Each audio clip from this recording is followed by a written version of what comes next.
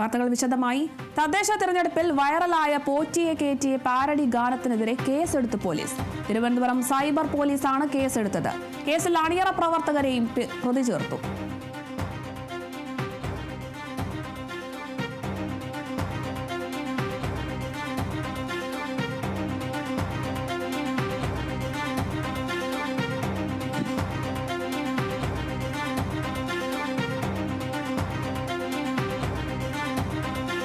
തദ്ദേശ തെരഞ്ഞെടുപ്പിൽ വൈറലായ പോറ്റിയെ കേറ്റിയെ പാരഡി ഗാനത്തിനെതിരെയാണ് കേസെടുത്തിരിക്കുന്നത്. തിരുവനന്തപുരം സൈബർ പോലീസാണ് കേസെടുത്തത്.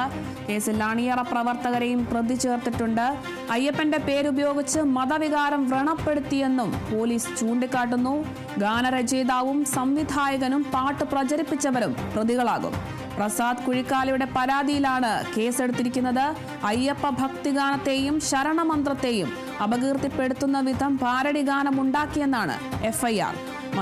മതവികാരം വ്രണപ്പെടുന്ന പ്രവൃത്തിയാണിതെന്നും എഫ്ഐആറിലുണ്ട്.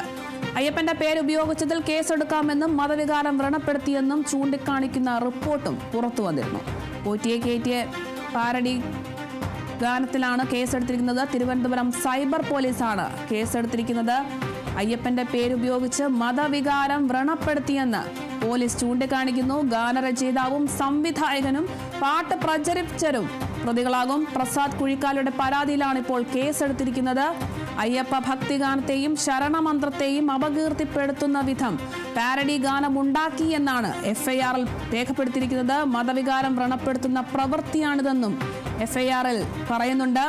അയ്യപ്പന്റെ പേരുപയോഗിച്ചതിൽ കേസെടുക്കാമെന്നും മതവികാരം വ്രണപ്പെടുത്തിയെന്നും ചൂണ്ടിക്കാട്ടിയുള്ള റിപ്പോർട്ടും പുറത്തുവന്നിരുന്നു.